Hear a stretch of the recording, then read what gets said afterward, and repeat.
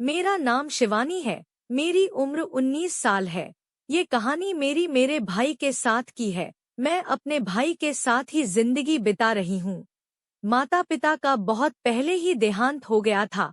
मेरा एक भाई है जिसे मैं प्यार से भैया बुलाती थी।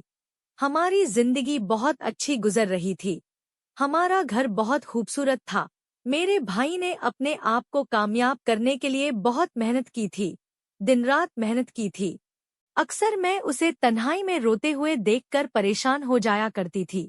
कई बार मैंने उससे पूछा था कि तुम इतनी मेहनत क्यों करते हो, तो वह महज मुस्कुराकर एक बात कहता था, जिंदगी में अगर कुछ पाना है और कुछ हासिल करना है तो मेहनत करनी पड़ेगी, नहीं तो हमारे साथ चलने वाले लोग हमसे आगे निकल जाएंगे और हम पीछे रह जाएंगे। मैं अपने भाई की बात सुनकर खामोश हो जाती थी। और उसी मेहनत और लगन ने उसे इतना कामयाब कर दिया था कि उसने अपना खुद का घर खरीद लिया था, गाड़ी ले ली थी और अब अपना कारोबार कर रहा था। मेरे भाई ने 1 साल पहले शादी की थी।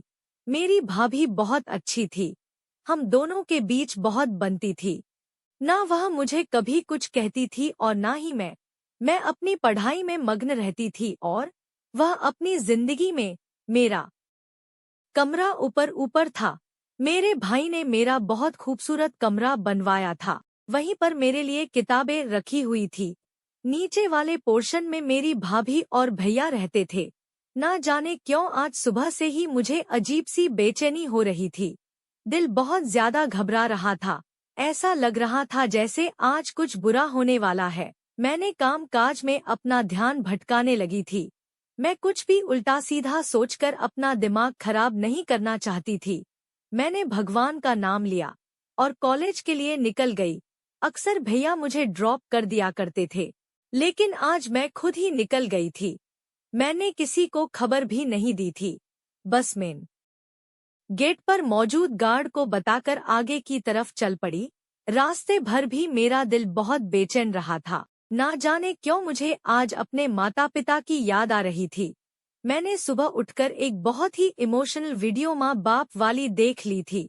उसके बाद से ही मेरा दिल बहुत नर्वस हो गया था और बात बात पर मुझे रोना आ रहा था और दिल ऐसी गवाही दे रहा था कि कुछ हो जाएगा, जबकि मैं फौरन अपने आप को डपट रही थी कि भगवान ना करे कुछ हो।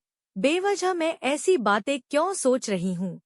एक लंबा सफर तय करके मैं अपने कॉलेज पहुंच गई थी। वहां जाकर मैं अपनी क्लास में गई। मेरी दोस्त वगैरह भी आ चुकी थी और कुछ देर बाद टीचर ने आकर लेक्चर देना शुरू कर दिया। जब टीचर लेक्चर देना शुरू करती थी तो मैं बिल्कुल भी अपना ध्यान नहीं भटकाती थी। मुझे पढ़ने का बहुत शौक था। मेरी भी ख्वाहिश थी कि मैं भैया की तरह एक कामयाब इंसान बनूं। मैं नहीं बनना चाहती थी किसी की कामयाब बीवी, बल्कि मैं बनना चाहती थी एक कामयाब बेटी। लेकिन आज मेरा ध्यान बिल्कुल भी पढ़ाई में नहीं था। ना जाने मैं क्या सोच रही थी। जब अचानक टीचर ने मुझे स्केल मारी, मैं फौरन ही होश में आई। वह मुझे खड़े होने का इशारा कर रही थी। मैं एकदम झिझक गई और अपनी जगह से खड़ी हो चुकी थी।